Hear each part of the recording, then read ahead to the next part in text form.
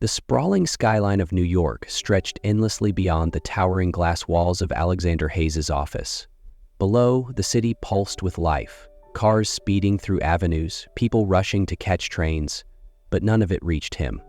The view that once made him feel on top of the world now felt distant and hollow. He stood motionless, his reflection in the glass a ghost of the man he used to be. Behind him, his phone buzzed again, a reminder from his assistant about yet another nanny application. He sighed heavily. 5 months, 6 nannies. Each one had left, leaving his son Liam more withdrawn and isolated than before. The departures weren't just failures. They were cracks widening in the carefully constructed walls of his life. "Mr. Hayes, your 7 o'clock is here." Miss Carter, the voice of his assistant, crackled through the intercom. Alexander adjusted his tie, a reflexive gesture he hadn't shaken after years of corporate discipline. "Send her in," he replied flatly. The heavy office doors opened, and Sophie Carter stepped inside. Her presence was unexpectedly calming, yet not what he had envisioned. There was no immaculate power suit, no forced formality. Instead, Sophie wore a simple navy dress that suggested ease and practicality. Her dark curls were neatly pulled back, and her warm, attentive eyes met Alexander's directly, without hesitation. "Thank you for meeting me at this hour, Mr. Hayes," she said with a quiet strength that caught him off guard. Alexander gestured for Sophie to sit in the chair across from his desk. He picked up the file from his desk, flipping through the information his assistant had prepared. "Your references are impressive, Miss Carter," he said, his tone neutral but probing. "However, I see that you've moved between several positions over the past few years." "I have," Sophie replied calmly. She sat straight, exuding quiet confidence without a hint of arrogance. "I believe in starting any work relationship with honesty. I typically work with families during periods of transition, divorce, loss, or other major changes. I stay until the children find stability, until the families regain their footing, and then I move on." Her words unsettled Alexander. His jaw tightened as he responded in a firm tone. "We're not a transitional family, Ms. Carter. We're not broken. I just need someone reliable to care for my son while I work." A slight smile curved Sophie's lips. "With all due respect, Mr. Hayes, your son has had 6 different caregivers in 5 months. That does suggest a transition of some kind, doesn't it?" Her directness hit Alexander like a jolt. Most previous candidates had carefully sidestepped the truth to avoid risking the generous salary. Yet, there was no judgment in Sophie's eyes, only a deep understanding that made him uncomfortable. "Tell me about Liam," she gently shifted the conversation. "What does he love? What makes him laugh?" Alexander faltered. He didn't know the answer. When was the last time he had heard his son laugh? After a moment of silence, he replied mechanically, "Liam is quiet and well-behaved. He needs structure and consistency." "All children do," Sophie agreed, nodding. "But they also need joy, Mr. Hayes, adventure, the freedom to express themselves, to be messy and loud sometimes."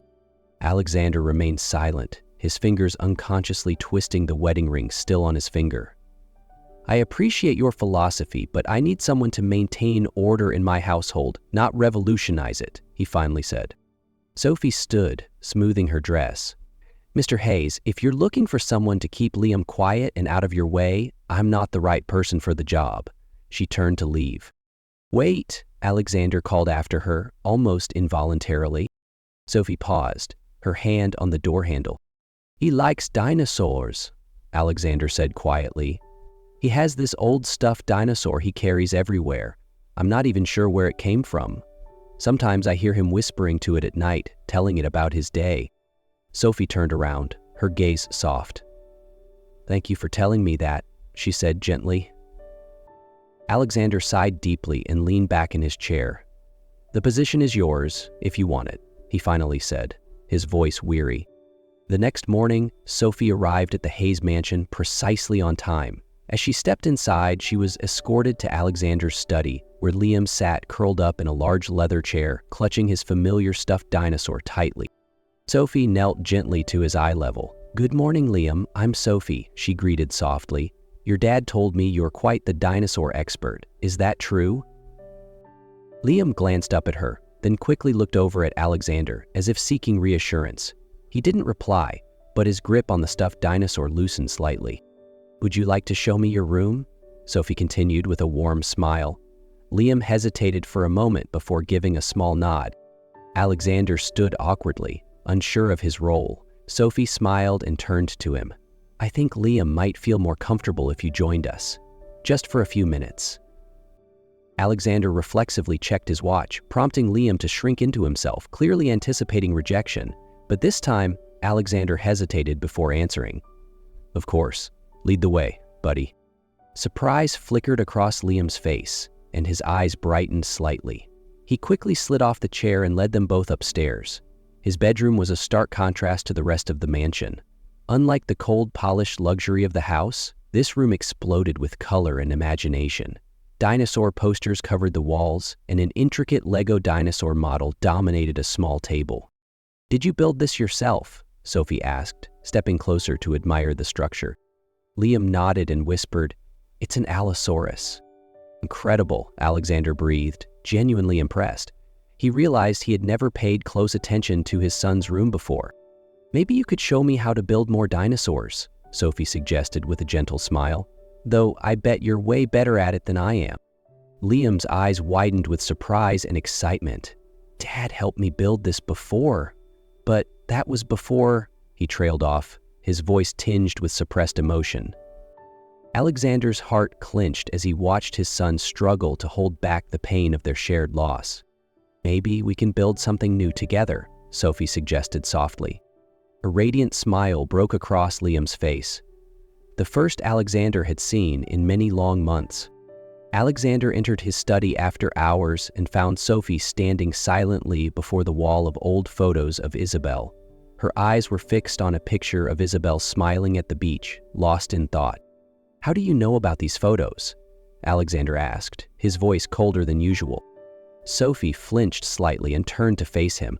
"I didn't mean to intrude. I was just thinking about her, Isabelle," she replied hesitantly. Alexander stepped closer, narrowing his eyes. "You know too much about my wife. How do you know all these details?" Sophie took a deep breath, steadying herself. "I used to be a doctor at the hospital in Boston. I was the one on call when Isabelle was brought in after her accident." Alexander froze, the words striking him like a physical blow. His breath came out in ragged gasps. You were there? You were her doctor?" He choked out, barely able to form the question. Sophie nodded slowly, her eyes glistening with guilt. "I couldn't save her," she whispered, her voice breaking. "But there's more. It wasn't an accident. Someone cut her brake lines." The world tilted violently around him. Alexander stumbled back, clutching the desk for support. His chest heaved as the weight of Sophie's words crushed down on him. No, you're telling me someone murdered my wife?" His voice cracked, filled with disbelief and rising fury. Sophie met his gaze steadily. "Yes, David Reed." The name hung in the air like a thunderclap.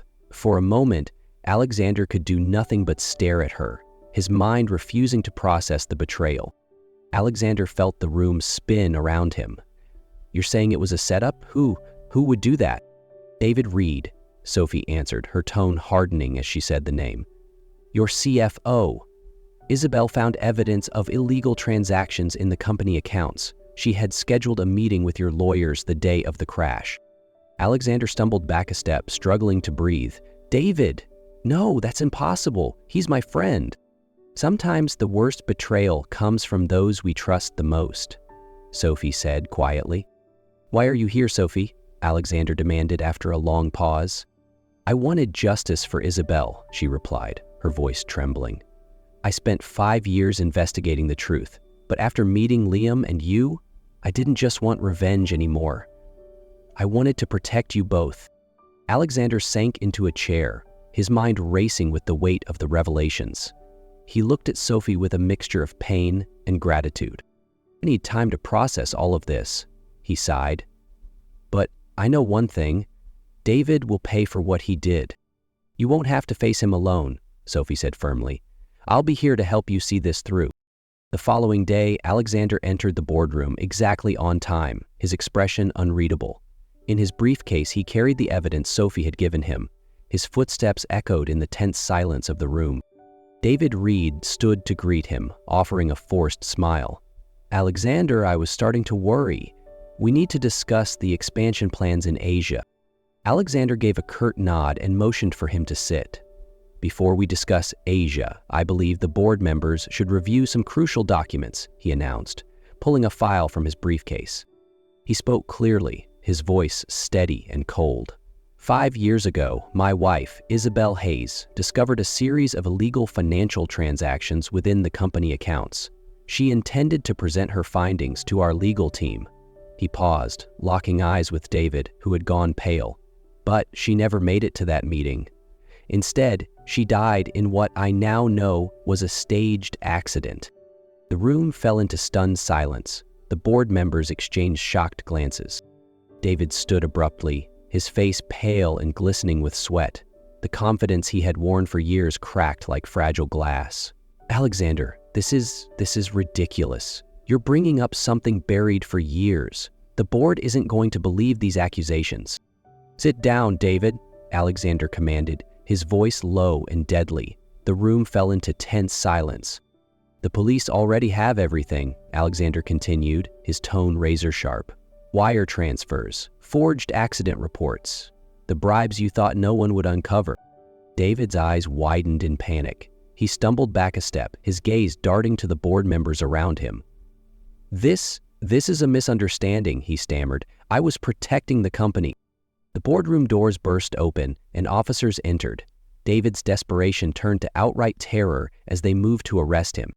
David's face drained of all color as the boardroom doors burst open and officers stepped in.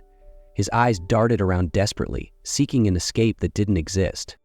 The doors to the boardroom burst open as a team of officers entered. David panicked, but was quickly restrained and handcuffed on the spot. As he was being led past Alexander, David sneered bitterly. "I did this to protect the company. Isabelle would have destroyed everything." Alexander met his gaze without flinching. "No, David, you destroyed everything that truly mattered." When the meeting concluded, Alexander stepped out of the building, feeling as though a heavy burden had been lifted. Justice had been served. But he knew this was only the beginning of a long journey toward healing the wounds of the past. After the board meeting concluded, Alexander didn't return to the office. Instead, he drove straight to the cemetery. He stopped in front of Isabelle's grave, where fresh flowers adorned the stone, likely Regina's doing. Alexander sat beside the headstone, tracing the engraved letters with his fingers. "I hope you'd understand," he murmured softly, "about Sophie, about everything. You always wanted me to find someone who could help me live again, not just survive." The gentle rustling of the trees around him seemed to whisper in response. For the first time in years, Alexander felt a shift, like the weight of his grief was loosening, even if only slightly. His phone buzzed, pulling him from his thoughts. It was a photo from Sophie. In it, Liam stood proudly before a towering dinosaur skeleton, his face glowing with excitement. The caption read, "Saving the best facts for you. Take your time. We'll be here." A bittersweet smile crept onto Alexander's face. Maybe, he thought, healing wasn't about erasing the pain, but finding the strength to live for the ones who were still here. Alexander smiled through his tears. "You'd love him, Isabelle. He's got your curiosity and courage." He stood, touching the headstone one last time before walking away. At the museum, Sophie and Liam were exploring the prehistoric marine life exhibit. Liam spoke animatedly about marine reptiles, drawing a small crowd of curious children. When he spotted Alexander, his face lit up. "Dad, did you know mosasaurus babies are born in the water? They have special flippers," he exclaimed, then hesitated. "But maybe Sophie can explain it better." "No way," Alexander chuckled, lifting his son into his arms. "I want to hear it all from you." They spent the afternoon wandering through the exhibits. Liam's laughter echoed through the halls, banishing the weight of past memories. Sophie watched them, her eyes soft with quiet affection, noting how much both father and son had changed. After leaving the museum, they stopped at an ice cream parlor near Central Park. Liam eagerly chose chocolate ice cream with dinosaur-shaped sprinkles. As he finished, he asked, "Can we walk through the park and look for more dinosaur footprints?" Alexander glanced at his watch, remembering his pending meetings, but when he saw the hopeful gleam in his son's eyes and Sophie's gentle nod of encouragement, he smiled. "Lead the way, buddy." They strolled along the familiar park path. Though it was the same route they had taken many times before, everything felt different now. "I received an offer from Boston General," Sophie said quietly. "They want me to head their department." Alexander stopped walking, his chest tightening. "When do they need an answer?" "Tomorrow," she replied, her voice thoughtful. "And what will you tell them?" Sophie looked at Liam running ahead and then turned to face Alexander. "I already told them. I said no." Alexander stared at her in shock. "You turned it down. That's a huge opportunity." "I found what I need here," she said softly. "My family is here.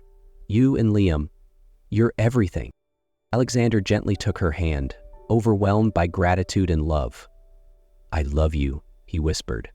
"We've both been through so much, but you've given this family something I never thought we'd have again. Hope." That evening, after Liam had fallen asleep, Alexander and Sophie sat together in the living room.